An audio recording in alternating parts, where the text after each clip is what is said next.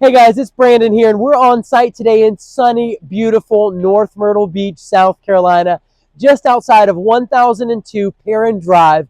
It's a duplex that's a short-term vacation rental property located right here on the third row from the beach. Now, in today's video, we are going to hop into a profit and loss statement for an as-is scenario as well as a remodeled scenario. So we're going to look at this property and find out just how much profit it can make just as it sits. Then we're going to analyze a profit and loss statement of how much you can make after a remodel. Now, these profit and loss statements are going to have all of your operating expenses, your gross rental income numbers, and of course your profit and loss. So we're going to break down what it looks like to own and operate a short-term vacation rental duplex that is this close to the beach. Now, additionally, we are going to hop into your appreciation. How well will this property appreciate if we time the market right? If we buy low, if we sell high? Guys, I'm telling you, over a 14-year period, this property raked in $28,000 per year just in appreciation. That does not count annual profits. Additionally, guys, we are going to hop into understanding your depreciation. How do we have a defensible basis for depreciating this property and getting all the tax write-offs that we need? I'm going to dive into that with you. Finally, we're going to hop into how your taxable income impacts you. Exactly. Just how much you're going to be responsible for paying taxes, owning and operating this property. We're also going to look at the cash flows. How much is going to actually hit your account and where is it coming from? Now, we are going to dive into selling this property 5 years up the road. We're going to look at what your mortgage balance is. We're going to look at, how much we can get the property sold for. We're going to look at a calculation of your adjusted basis, what the IRS is saying that this property is valued at, that you're going to be responsible for. Additionally, we'll do your calculation on capital gain. And finally, your calculation on sales proceeds after taxes so that you know how much you can expect to walk away with 5 years from now. And I can give you a quick clue, guys. This property, I estimate over 1.1, almost $1.2 million you should be able to make owning, operating, and holding this property over a 5-year period post-remodel. Now, I'm going to get into all those nuts and bolts in the video. We're going to also hop into your net present value. We're going to value those cash flows. If I put in X amount of dollars in initial investment up front, this property generates X amount of dollars in profit over a 5-year period each and every year, and I can sell it and walk away with that almost $1.2 million. Well, is it worth it? If I have a 10% hurdle rate, an opportunity cost of 10% elsewhere, I can go put my money elsewhere and make 10%. Why should I do this deal? We're going to examine that and explain exactly why. And finally, guys, we are going to hop into what other short-term vacation rental properties like duplexes, triplexes, and even quadplexes are doing in our market so that you can have a comparison. An eye for an eye comparison of what other similar properties are doing in our market. So hey, do I need to invest in a duplex, or would the extra money in a triplex be worth it? Perhaps I should go for that quadplex that's $8.9 million, which is in another video. Now, guys, we're also going to hop into your attractions, everything that's local right here in the area, and we're going to take a quick walk up the street so that you can see just how close is that walk to the beach. All valuable information that drives tourists to keep renting this property over and over again. Now, guys, I've got an investor must-watch playlist right here on the channel. You have to check it out. I interviewed Gosha Cook. She's an accountant. She owns 24 properties, commercial properties, 15 oceanfront condos, long-term rentals. She has a very conservative approach to investing. You don't want to miss it. I also interviewed Matt Freeze. Now, Matt Freeze owns 11 oceanfront condos.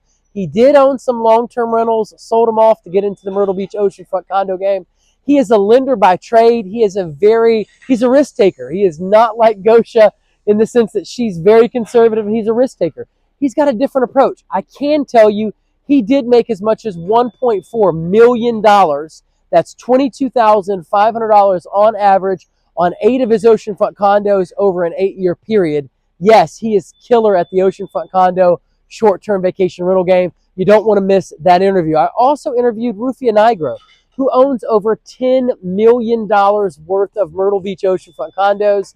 Yes, That's 27 Myrtle Beach oceanfront condos. She lives in Florida, but owns all of her oceanfront condos in Myrtle Beach. If you want to know why, you have to watch the must-see investor playlist on the channel. Now, guys, please hit that like button. Please hit that subscribe button.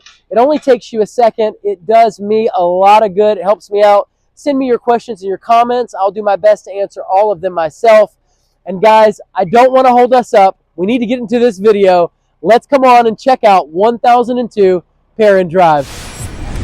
You'd like to invest in commercial real estate.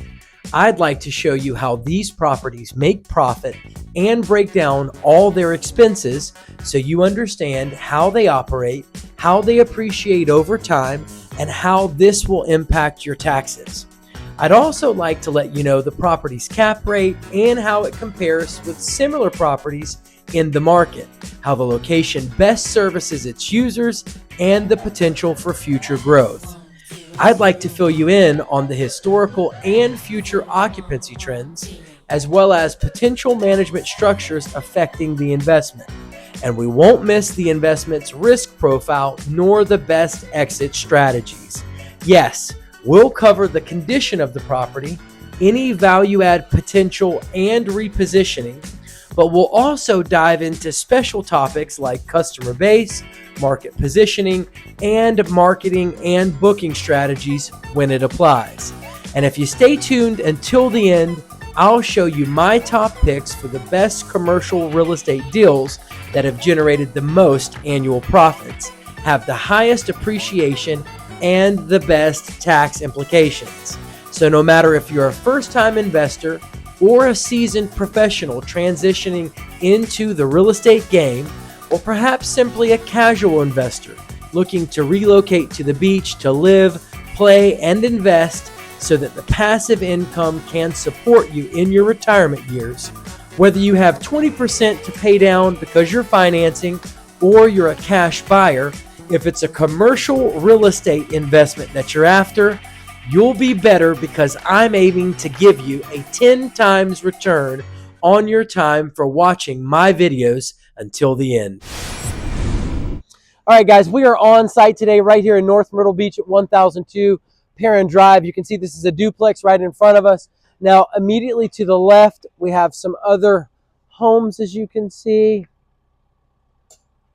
It doesn't seem like too much tremendous competition there. Now, just across right on the other side, you can see over here, we can see that they've got some, just off in the distance, some apartment complexes around here.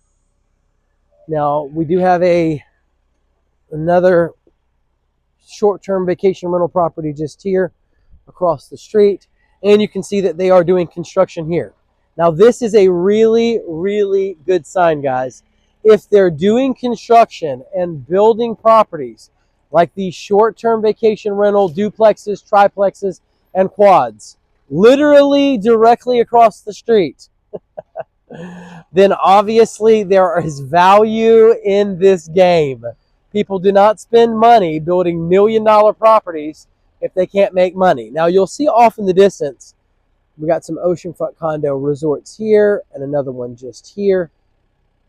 And that, guys, pretty much wraps it up for the neighborhood. I am going to take you on a quick walk and show you just how close the beach is in just a little bit. Let's get into this property. All right, guys, first we're going to take a quick tour outside. Again, this is a duplex, so there's a lower entrance and an upper entrance. You got a unit downstairs and a unit above. I just want you to look at the nice landscaping, showers. Very, very cool. Nice little perk. Grill right outside. This is your rear driveway. As you can see, your patio out back.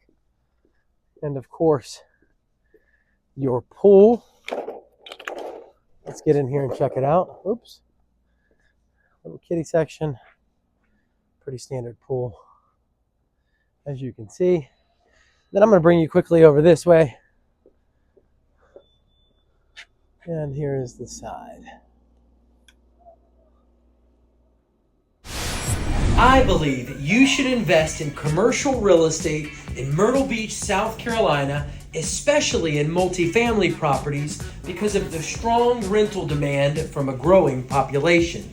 The city's population grew by over 20% just in the last decade, with a significant portion of new residents moving here due to the low cost of living, warm climate, and access to beach amenities. I believe you should invest in commercial or real estate in Myrtle Beach, South Carolina, especially in multifamily properties because of the tourism-driven economy. Tourism accounts for over 25% of the region's economy. The demand from tourism-related workers ensures a steady flow of renters in multifamily units year-round. I believe you should invest in commercial real estate in Myrtle Beach, South Carolina, especially in multifamily properties because of the affordable property prices and high cap rates. With an average cap rate for multifamily properties being typically around 7 to 8%, our market is higher than national averages for coastal areas, offering strong rental yield potential. I believe you should invest in commercial real estate in Myrtle Beach, South Carolina, especially in multifamily properties because of the potential for value-add investments. Many properties near the coast have strong locations but may be underperforming due to outdated facilities or lack of amenities. Renovating these properties can create significant upside for potential investors. All right, stairs on both sides leading to the upper unit. We're coming into the lower unit. This is obviously a covered porch, some beautiful lighting, some hardy board, very sharp, very nice. Now we come inside. We have rooms all along each side with a kitchen we'll get to in just a minute, and a room this way. I'm going to start this way and we're going to work our way around. You'll notice the super cool ceiling, flat screen TV, bed, modern touches, modern decor, connects to a bathroom. Now this is one of those little pop-in, pop-out doors. As you can see, a nice, spacious bathroom. Very, very spacious, which is cool. Showers. And it does flow kind of Jack and Jill-ish right into the next bedroom, which we'll get into in a minute. I want to kind of weave you in and out so you can see the living room. Bingo. There's that room that we were connected to by the bathroom. Again, flat screen TV, obviously dining room table, living room setup, and of course your kitchen. Nice little bar setup here. You've got a washer and dryer here, stove, microwave, sink, a refrigerator, everything that you need. Spacious kitchen, plenty of space. Now, you got your rear porch here we'll get to in just a minute. Let's knock out these rooms. This is probably the smallest room in the unit here. It does have a flat screen though. Very, very nice. Next room, flat screen, connects to its own restroom, as you can see. Nice setup. And then we have one more room here, and then we will get out of to the rear porch. Cool. Look at that. Beautiful, modern, flat screen. Nice full bathroom. Very, very nice.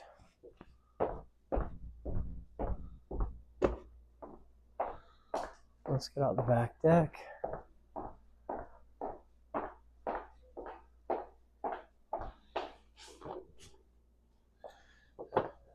Very large and nice back deck, as you can see. Here are our stairs leading up. Let's do it. This is a really cool feature too, guys. These kinds of spiral stairs. Now we are officially on the porch of the second unit. There's our entrance. Now these stairs are closed off. It doesn't look like they're using the competitive sustainable advantage I mentioned earlier, that rooftop section. All right, as you can see, unit 2.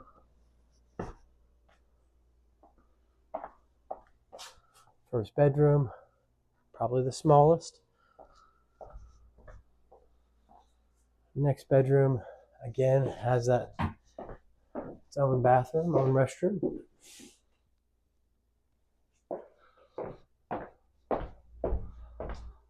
Dining room, kitchen, we'll get to in just a minute. Living room, flat screens, cool fans. Nice bedroom, again, flat screen. Its own restroom. Again, these cool pop-it doors, pop in, pop out. Restroom. No. Here you go.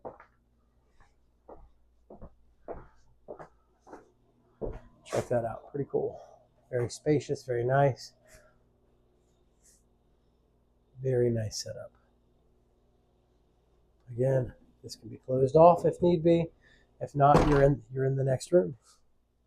That simple, very Jack and Jill-ish. Dining room. Of course, your kitchen. Granite countertops. You got your washer and your dryer. Stove, microwave, sink, refrigerator, and it's spacious. Let's just take that look here. All right, now let's go check out the front porch. It is a covered porch, which is phenomenal. Lots of space, or it's partially covered.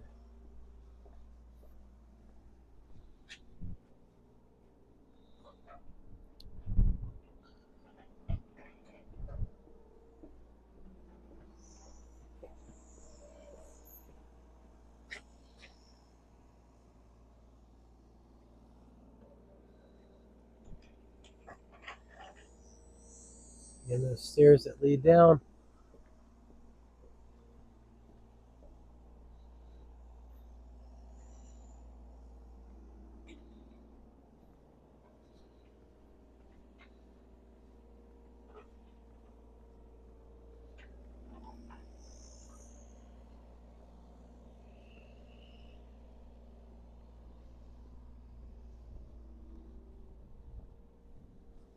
Well, guys, that wraps up our tour.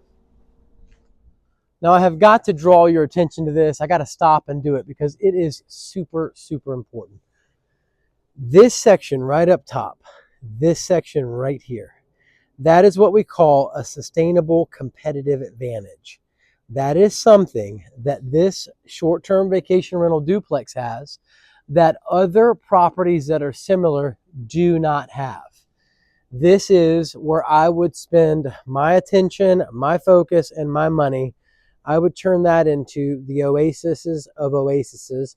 I'd spend some decor dollars there. I would deck it out. I would turn it into whatever that you could, because other units, if you just look around, nothing around here has anything like that.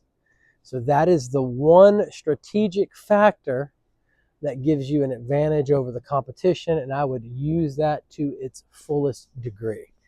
Absolutely. Totally deck it out. Now, let's get inside this first unit. I believe you should invest in commercial real estate in Myrtle Beach, South Carolina, because our market has been the fastest growing market out of the 150 most populated markets for the past 3 years. Over 90,600 people relocated to Myrtle Beach, South Carolina in 2023 alone.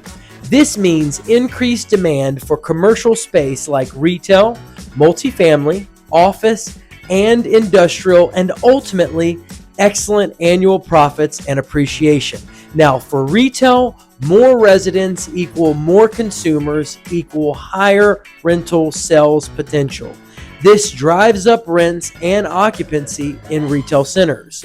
For multifamily, higher population boosts demand for rental housing, pushing rents up and lowering vacancy. Now, for office, job growth typically follows population growth, increasing demand for office space. For industrial, more people means more consumption and e-commerce activity, increasing warehouse and last-mile logistics demand. Ultimately, the return on investment impact is higher rents, lower vacancy, and rising property values that drive higher net operating income and depreciation.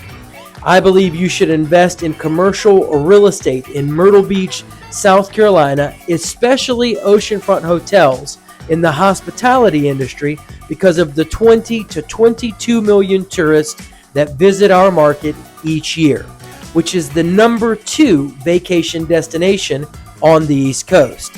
High tourism equals steady demand, making it one of the most visited beach destinations in the United States.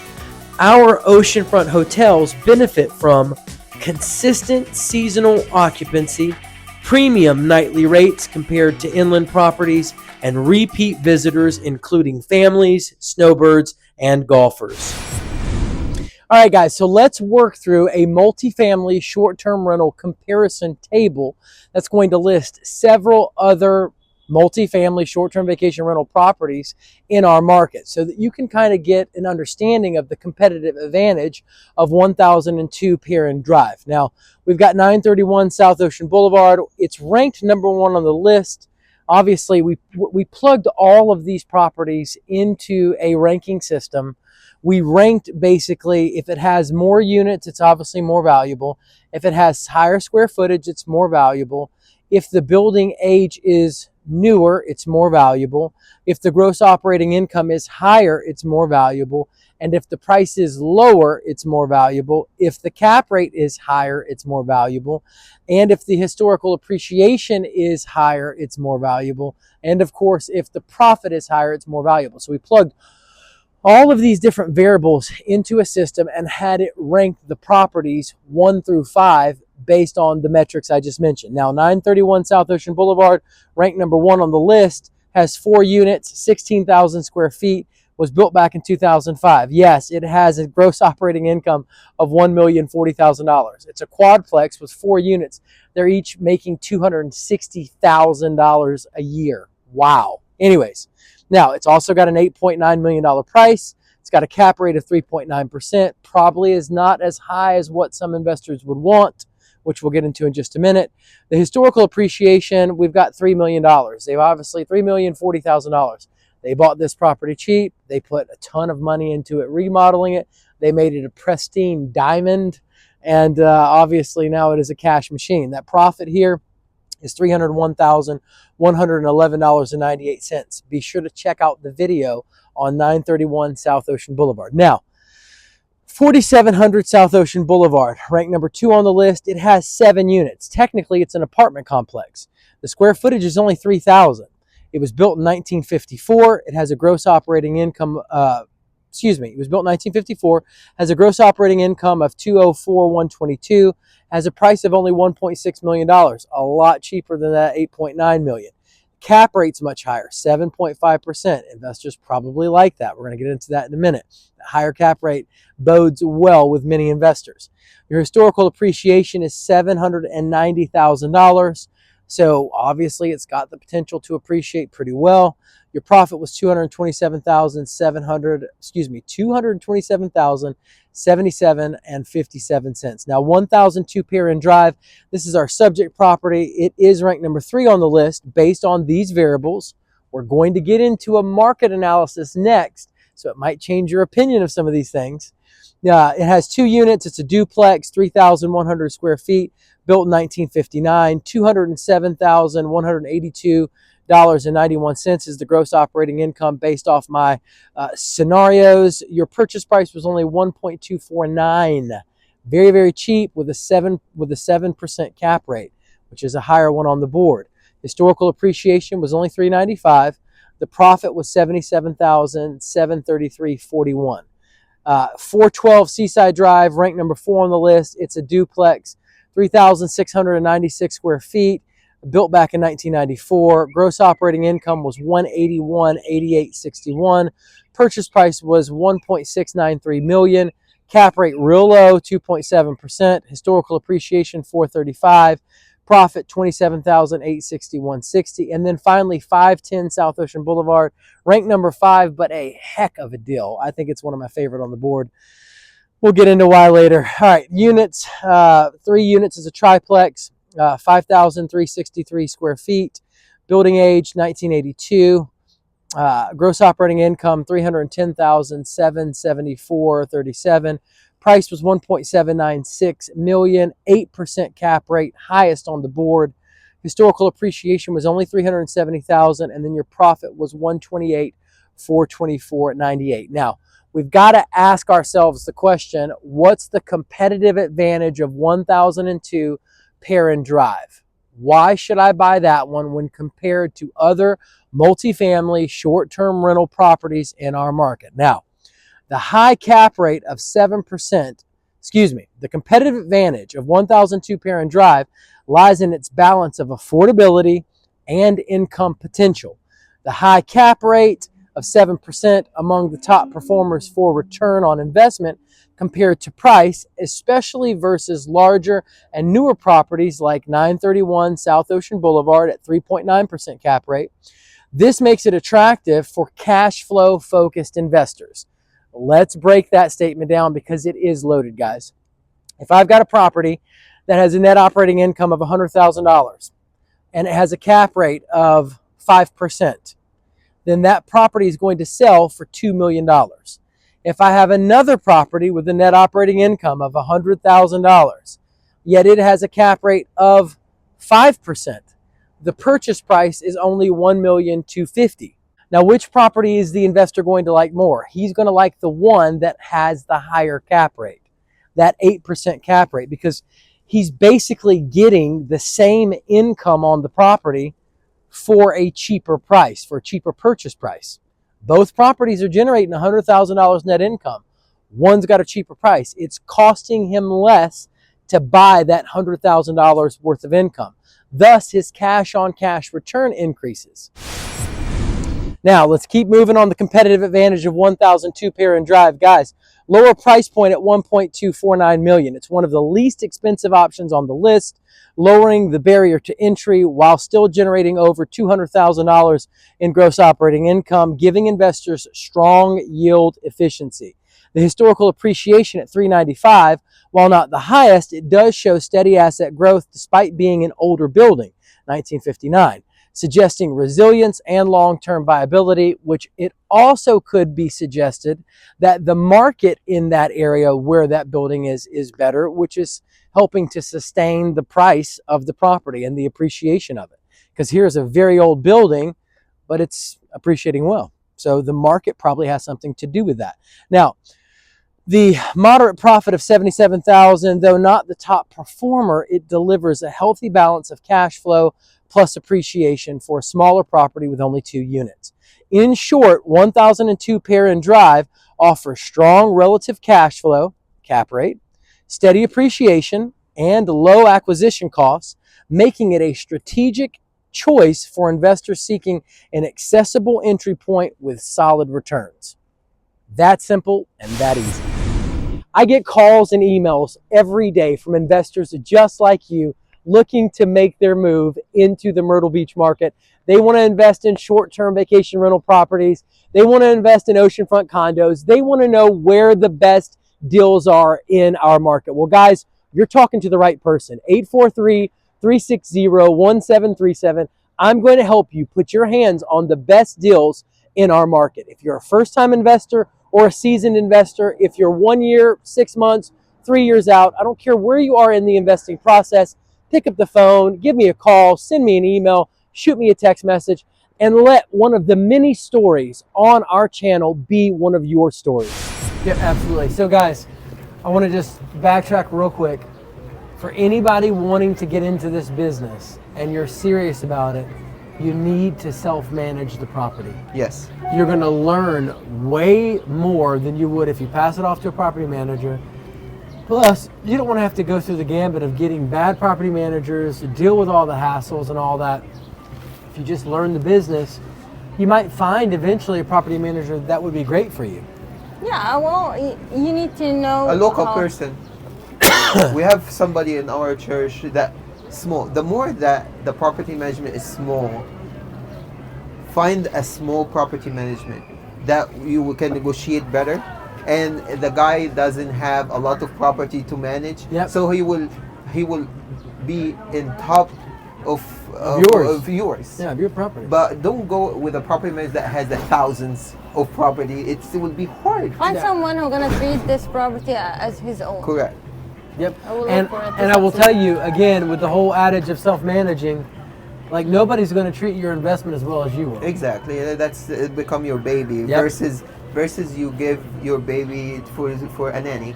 Yep. Come on now.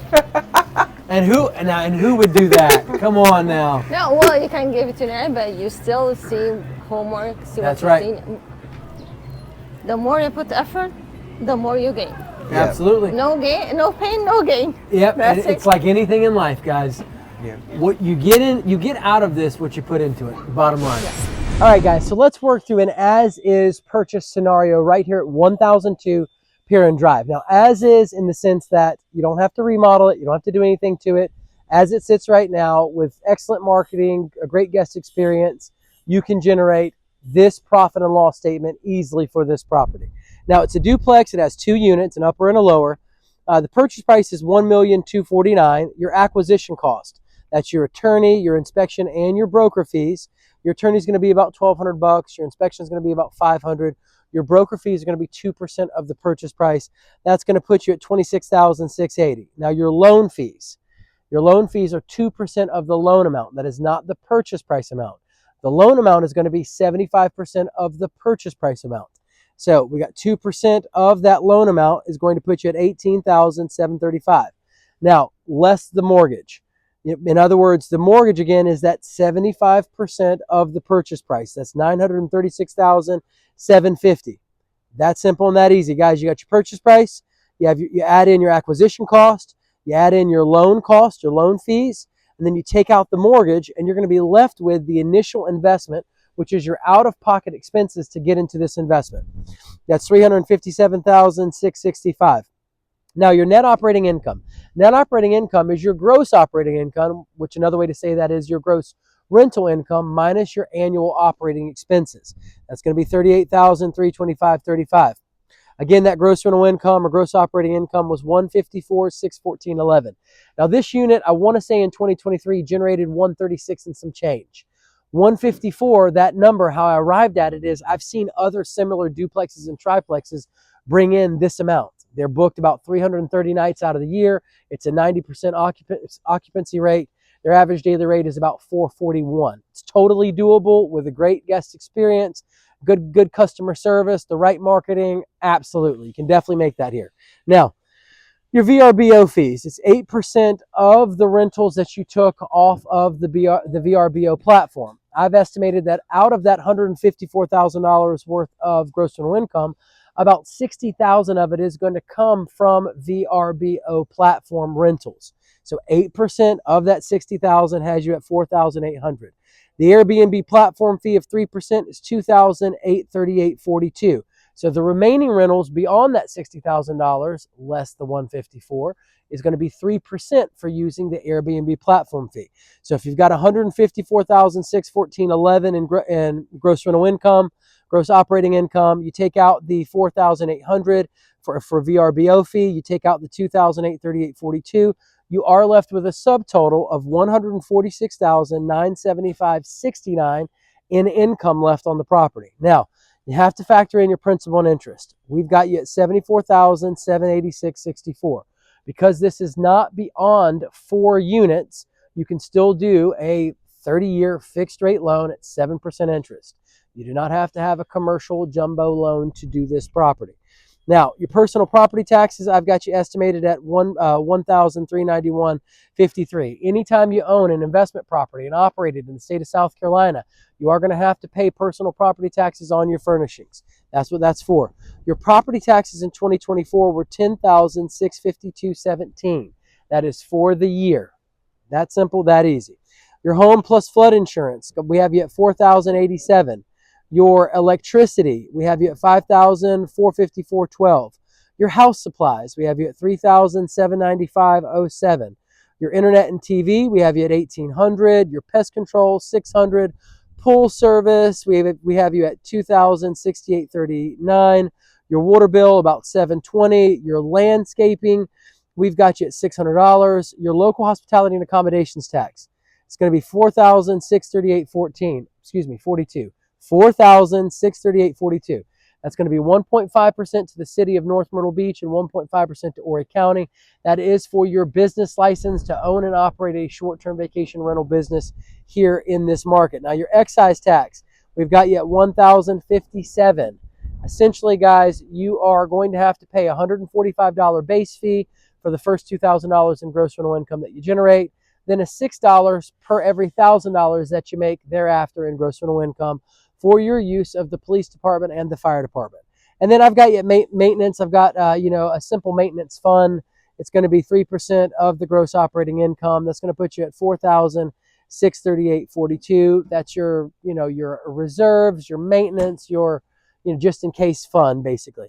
Now that's going to bring you to a net operating expense subtotal of $116,288.76. If you take that $116,288.76 from your subtotal up top of $147,975.69, yes, if you self-manage this property, you are left with $30,686.93. Not a bad side hustle, might I say. If you pass it off to a property manager that charges you 10%, you'll still walk away with $15,225.51. Again, guys, this is going to assume 77 turnovers for the year, 330 nights booked, an average daily rate of $468.53, and then an average revenue per stay of $2,007.98. Guys, that's a cash-on-cash return of 3% and a cap rate of 3.1%. Well, guys, you wouldn't believe it, but driving by on her golf cart was the legendary Miss Kathy, who happens to have worked for Elliott Beach Rentals, which is a local property management company that is highly successful in our market. And she volunteered to jump on the video. So might have been a big mistake here. We'll find out in a minute. So talk to me about people and investors that do these type duplexes and triplexes that are third row, second row from the beach. Why do these work so well? Well, first of all, the companies, they have huge marketing initiatives. I mean, they're all over the place. So you, especially Elliott, a lot of them, you ride around, you see their signs on all the houses, which makes you realize they must be, good at what they do. No doubt, no doubt. But they also have all these local vendors that they can contact if a renter has an issue, even in the middle of the night, depending on what the issue is. Absolutely. So they've got people that are, get things done in a 24-hour period. Like if your refrigerator breaks down or, whatever, you have a leak. Yep. So that's a good thing. Yeah, you got absolutely. somebody 24/7 to call. It's not like having your owner up in New York or something and you're trying to get a hold of him, her about an issue, and then they got to find somebody. Yeah, absolutely. Just, So, question. So, how do these properties do generally? Do you find that a lot of investors are satisfied after buying them? Yes. Yeah. Yes. I think they're very satisfied. I mean, I've met lots of our homeowners. I was actually the golf director for Elliott, so I booked the golf packages for all the guys and everything. Can you get through? I might need to move my part. Can you get through? You got it? Okay, you good? Sorry, guys. We are navigating a golf cart and a truck. Yeah, he's got it. He's got it. You got it. Okay. Yeah, you're good. I didn't pull off. So groups of golfers come and rent these. Yes. Families that want a vacation come and rent these. Correct. Snowbirds, retirees. Correct. They're getting more and more year round. I've been here almost 30 years on the beach. Yep. And I've seen the growth. I mean, it's huge. Yep. And the number of people. I remember, this time of the year, it was pretty dead around here. Well, it's not like that anymore. They're here year round. It's year round. And I try to tell people that, like, our properties, like I had an investor call me and I was talking to him, or I called him or something. And he was saying, well, why should I buy there? In Florida, we can rent our condos 12 months out of the year. I'm like, Dude, we rent our stuff 12 months out of the year. Yes, we do, and we don't get near the hurricanes that they do. That's a very, very good point. We don't get near the hurricanes. Yeah, and for everyone that's concerned about insurance and all that sort of thing, and hurricanes destroying your property, floods coming and flooding it, guys, this is routine history for investors. Right. Investors come, they buy flood insurance, they buy homeowners insurance. They're covered if something takes place and destroys a part of the property. They've got HO6 insurance for the interior if a guest destroys something. For an investor, it's routine history. It's not even a big deal. They're covered exterior and interior through their insurance. Correct. So they're not over there sweating when there is a hurricane that comes through, because guess what? They're just going to call their insurance company and file a claim. Correct. Yeah. Correct. So, okay, so let's talk about, how simple it is to run these. From your experience, let's say that you have a property like a duplex here. Are you going to get 1,000 calls over a year? Is it more likely that you're only going to get 1 or 2 or 3 or 4 calls from guests? How does that work exactly? Well, I would say probably nowadays the majority is booked online. Okay. Or at least they'll look at their pictures. They'll do their research and they'll look at the pictures. They're looking for a 5-bedroom or a 6-bedroom. I mean, we got 8-bedroom condos. Yeah, for real. Down here. So, and they'll look at the property size, and then they'll start looking, and they may have some questions. They may call, want to book it that way. Sometimes there's a special. You book it online, you get a better deal. Yep. So as long as, most of these companies have really good pictures of their places where you can really see everything. They keep them updated. I know that Elliot keeps theirs updated. They go and check the places, and if the pictures don't match, because homeowners will make changes. They'll upgrade stuff and don't think to say, hey, we need new pictures because we got new furniture. Or we painted, we put an accent wall there. Whatever. So now, they do that. Do you think that there's a lot of competition between these duplexes and these properties, a block off the beach and the oceanfront condo resorts, or is that 2 totally different markets? It's really just 2 totally different markets. I mean, you can, where we're standing there, you can get the beach in what, a minute? Literally. Yeah, or literally, half a minute. Actually, let's just kind of twist and turn, guys. Yeah. Back, that's the oceanfront condos right there. We're a 1 minute walk to the beach. Yeah. And you can save literally thousands. By not booking right on the ocean. And that's a very, very good point. It really is. So you're saying that there are guests out there that will book one of these because they don't necessarily want all of the on-site amenities. They don't want lazy rivers and all the stuff. They want a simple, secluded vacation with them and their group and their family, whoever they got coming. And they don't want to pay exorbitant fees to go have lazy rivers and Starbucks and all that. Exactly. And they also, there are a lot of people like the resorts for all those amenities. For sure. They got kids, so it gives kids something to do. But then there's others that just want a house where they aren't bothered by other people around. Yep. A lot of them have their own pool, so they have access to their very own pool, their very own hot tub. So many of these big houses have game rooms. I know. Pool tables, movie theaters. I know. Media rooms, all kinds of stuff. So now, do you think guests would pay a premium to have something this close to the beach, but not have to deal with all the tourism and all the traffic over there? I know they would. I've seen it. I've seen it over and over and over again. So it's just, it's really dependent on the person. There's that person who wants to get up, sit on a balcony, drink their coffee, look at that expanse of water out there. It is just a bunch of water. Yeah, water and sand, right? But then there's some that go, well, I'd rather save some money, or I'd rather have a space that's just mine. Yep. Or, for what I want to be away from the hubbub of everything. That's but right. I can still walk down to the beach, take my chair, and sit there and look at that chunk of water out there. Now, let's talk about HOAs. HOAs are a hot topic. Yeah. People that buy condos are all up in arms a lot of times over HOAs. Well, with properties like this, you don't have HOAs. Correct. What's the drawback? I don't think there really is a drawback. I mean, the city, makes them keep their place up. They can't let it go to ruin. So the city will come, send them letters, whatever they do. To tell them, you got to do something about this. For sure. So then the homeowner doesn't have that HOA they have to deal with, because I will agree with you. I am so lucky I don't have an HOA, and I live a couple of blocks from the beach. Yeah, that's right. So that's very, very nice.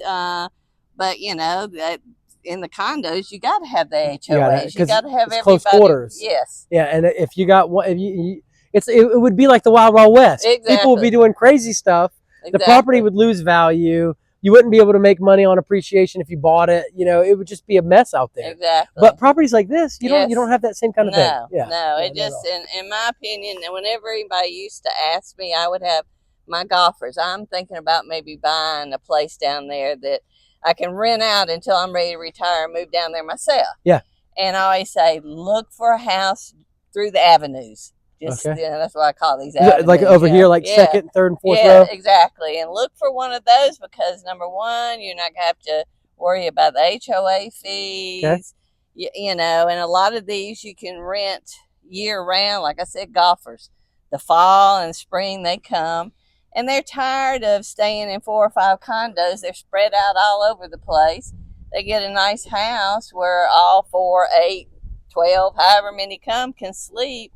And they tend to, you know, like that. Absolutely. You know, a lot better. And so do families do too. They can just do their own thing and they don't have the crowds. They don't have to worry about people misbehaving around the pool at the resort or whatever like that. Yeah, Noise. the noise. Okay, so you know, do you see any of these properties? Have you ever found any of these properties that make ridiculous money? Oh yeah, those big old ocean front. No, well, okay, so the oceanfront They ones? make, you know, they of course will make the most, but I have seen some of the houses that Ellie would rent that make a very good living. Yeah, I found a quadplex recently.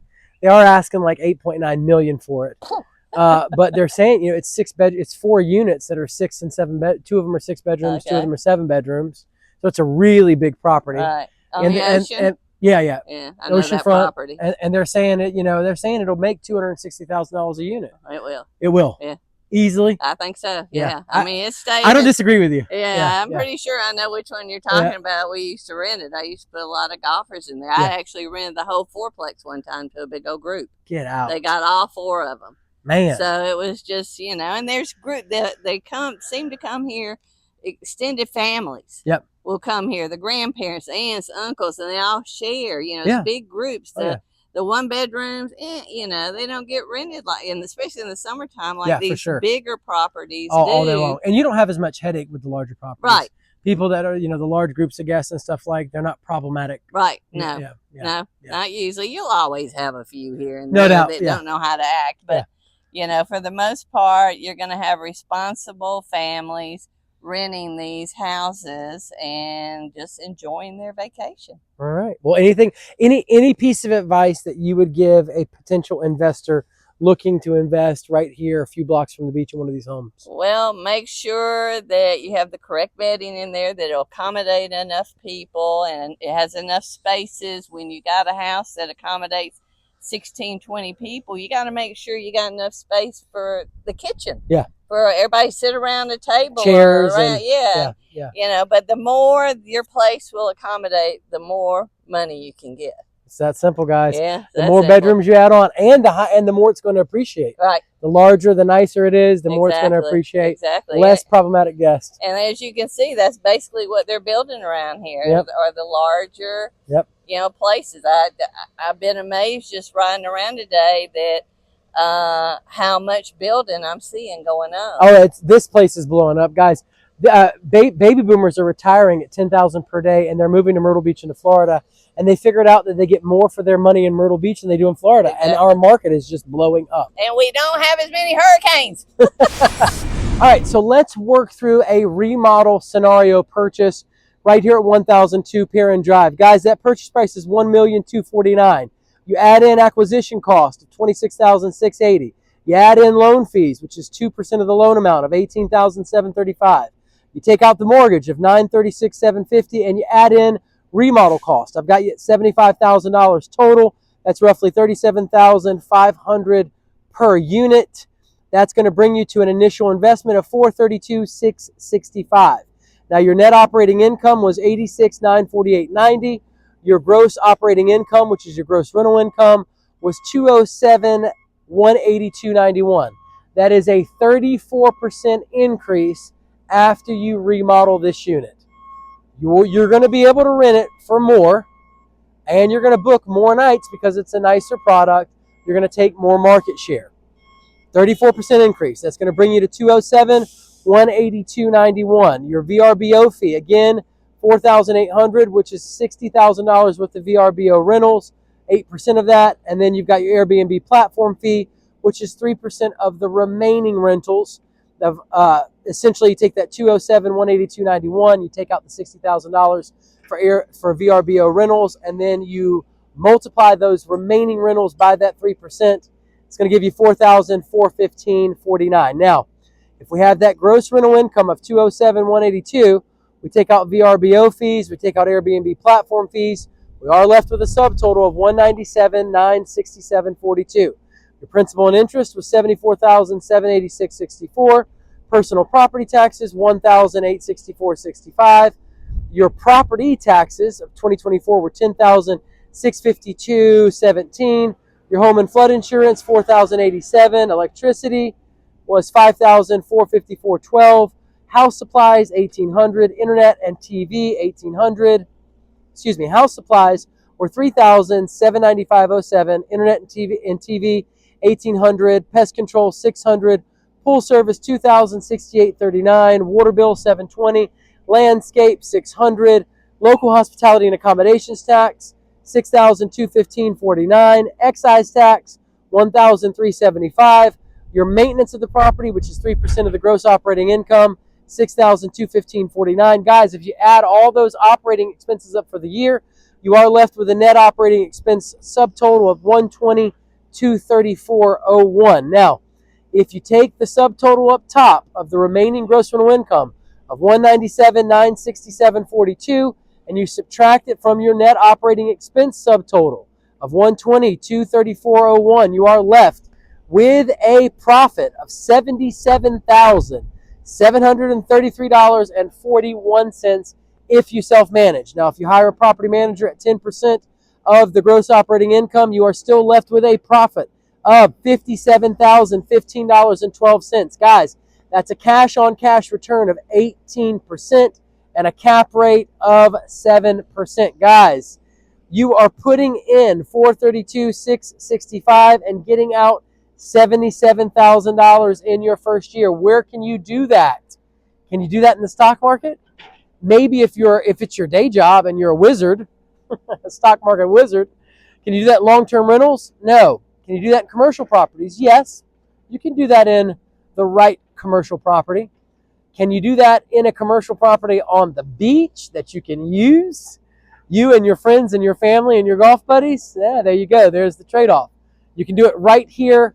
We're simply second, third row from the beach in North Myrtle Beach all day long with this duplex right here at 1002 Parin Drive. All right, now I'm going to take a quick walk to the beach and cover some more of this data with you as we walk to the beach. Now, your mortgage data, guys, your mortgage, your loan amount was $936,750. Your interest rate was 7%.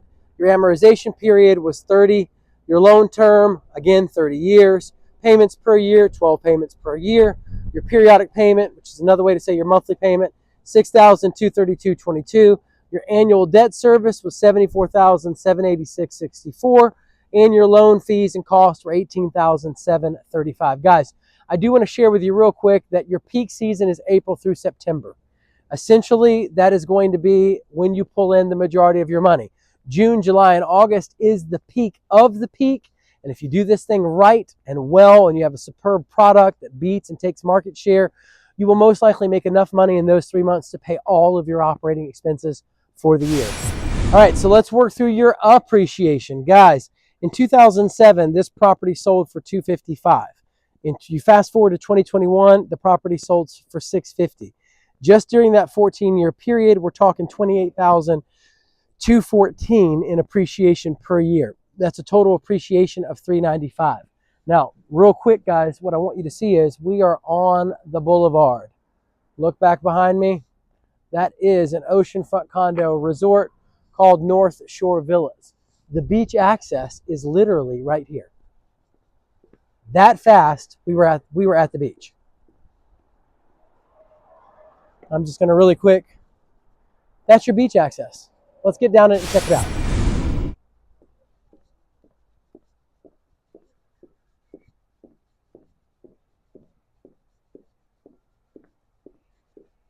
And this is how close we are to the beach. And of course, having that walking distance to the beach is a crucial factor in your listing. It's that simple and that easy, guys.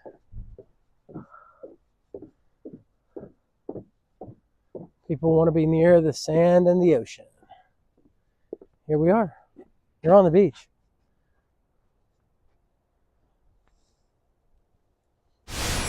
All right, guys, so let's understand how to calculate depreciation by using something called a defendable basis. You need to make sure you have a defendable basis for your depreciation, for your write-off.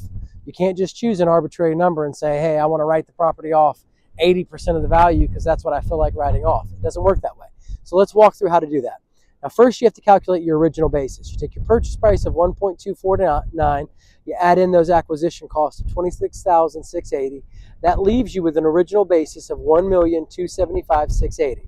Then you've got to figure out your basis of improvement. So you take the improved value according to the assessor's office. So you go and check the courthouse records, and you go, all right, the improvement value on this property according to the assessor is $346,221.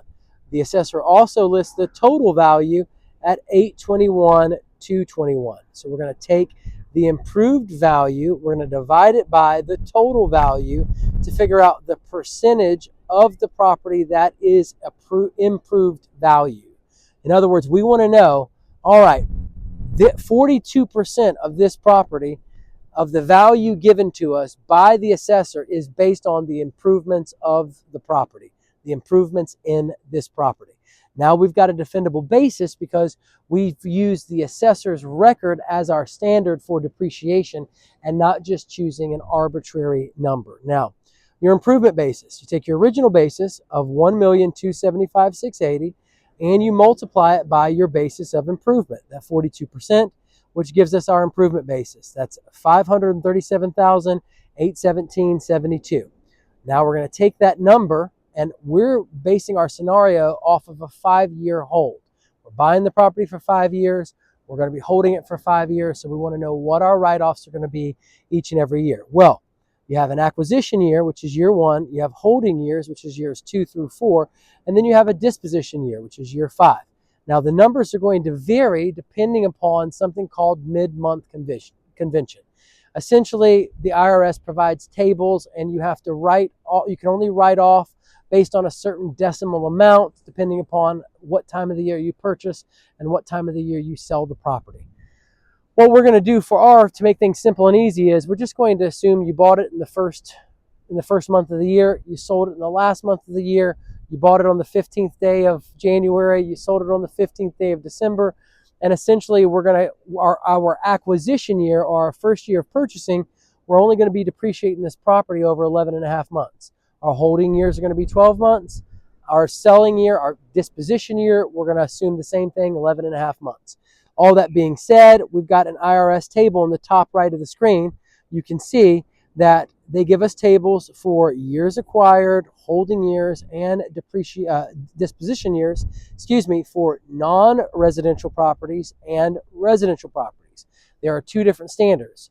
Residential properties get more depreciation than non-residential properties because there's more wear and tear on them. Now, we're going to go down to the bottom, that bottom portion of the chart there. We've got our improvement basis of $537,817.72. We're going to multiply it by our acquisition year IRS table decimal figure, and we're going to get our depreciation deduction of $18,742.95. That's year 1. Then years 2, 3, and 4, we're going to get that full 12 months worth of depreciation at $19,555.05. Finally, in year 5, that disposition year, we're only going to depreciate it 11 and a half months, and it is $18,742.95. That's going to be a total depreciation taken over the life of the investment of $96,151.05. That, my friends, is understanding your depreciation using a defendable basis. Now we're going to look at the taxable income and cash flow. We want to find out how this is going to impact us. What are the implications for our taxes, number 1? And then number 2, what's the implications on our bank account? What does that cash flow look like? All right, so let's start with taxable income, that top table. Year one, our gross operating income was $207,182.91. Our operating expenses were $56,462.86, bringing us a net operating income. You take the operating expenses and you subtract them from the gross operating income. We're left with a net operating income of $150,720.05. Our interest on our mortgage is $65,271.07. You can write off your interest, so you want to know that amount because that's a tax write-off. Next, we've got our depreciation for the improvements. That was $18,742.95. We just calculated that. We have our amortization of loan fees and loan cost.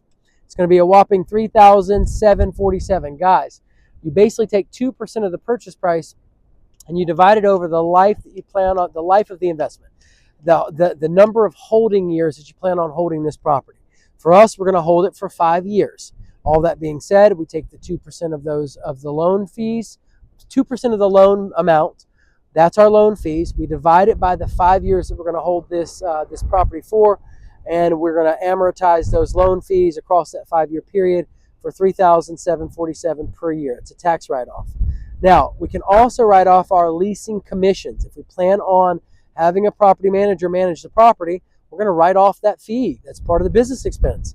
$20,718.29.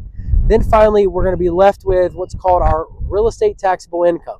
Now, how we arrived at this number was we took our net operating income, we subtracted out our interest on our mortgage, we took out our depreciation tax write-off, we took out our amortization of loan fees tax write-off, we wrote off our property management fees, and we're going to be left with $42,240.74.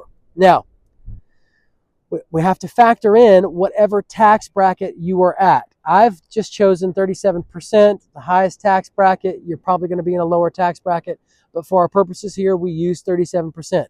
Now, if you hire a property manager and you are in that 37% tax bracket, you're going to be responsible for paying taxes on $15,629.08. Now, if you self-manage and don't use a property manager, you're going to be responsible for paying taxes on $36,347.37. Now, for all of the remaining years, years 2, 3, 4, 5, and 6, I have simply escalated the gross rental income and the operating expenses by 2% in keeping with inflation. It's that simple and that easy. Now, let's move right on to your cash flow. All right, so let's get into your cash flow, how this is going to hit your bank account. Guys, year one net operating income was $150,720.05. Your annual debt service, that's all the mortgage that you're going to be paying, that principal and interest for the whole year, comes out to $74,786.64. Your leasing commissions, your property management fees, $20,718.29. Reserves, let's say you took 3% of the profit you made on this unit every year and you put it into a little reserve fund. We've got that there, $2,278. Now, your cash flow before taxes is $52,937.12. Essentially, we started with our net operating income. We subtracted out annual debt service. We subtracted out our property management fees. We subtracted out our funded reserves. And we're left with our cash flow before taxes of $52,937.12. Now, we've got to pay those taxes, right? So, if we pay those taxes, that's $15,629.08, leaving our cash flow after taxes, if we have a property manager, at $37,308.04. That's what's hitting your bank account each and every year, at least in your first year. Now, if we self-manage this unit and do not hire a property manager, guess what? We have our cash flow after taxes, if self-managed, at $58,026.33. Now, for years 2, 3, 4, and 5, we shifted those numbers straight on down from our taxable income calculations, and you can see those projections there. What does it look like to sell this property in year 6? Wonderful. Well, right up top, guys, you have your principal balances for each year and your total unpaid balance of the mortgage for each year. It's going to come into play in just a minute. I've got you at a projected sales price of $3,285,890.89 over that 5-year period. Now, the reason why you're going to be able to sell it for so much more than it's currently being sold for now is because you're going to remodel the property, you're going to increase the gross rental income numbers, you're going to have a stellar Airbnb, short-term vacation rental business, and those high gross rental income numbers are going to cause this property to sell at a premium. It's a nicer property, it's taking market share, it's being marketed well, it's making good money. Other investors will buy it at a premium because you've taken a lot of the risk out of the deal by buying an underperforming unit and making it a super performing unit. It's that simple and that easy.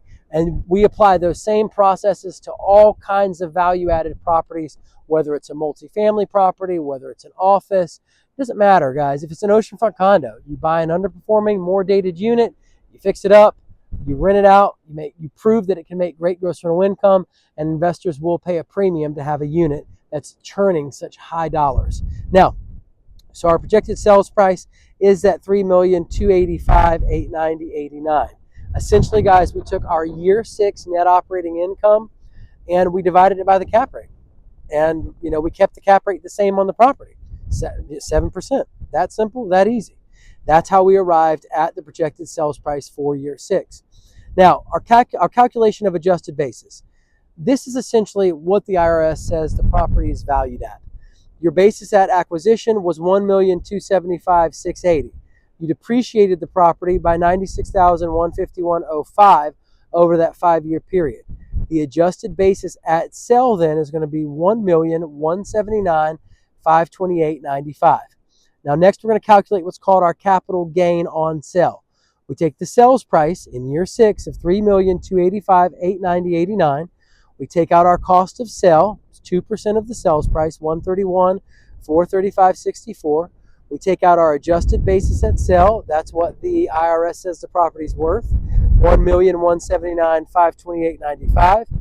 And then we are left with a gain of $1,974,926.30. Now, if we take our depreciation from that amount, we will be left with what's called the capital gain from appreciation. So we take the $1,974,926.30. We take out our depreciation over the life of the investment, our straight line depreciation. We are left with a capital gain from appreciation of $1,878,775.25. And then we also are going to take out our unamortized loan cost. That means rather than looking at it from a 5-year perspective, each year a little bit, the whole thing at once, that was $18,735, which was 2% of the loan amount.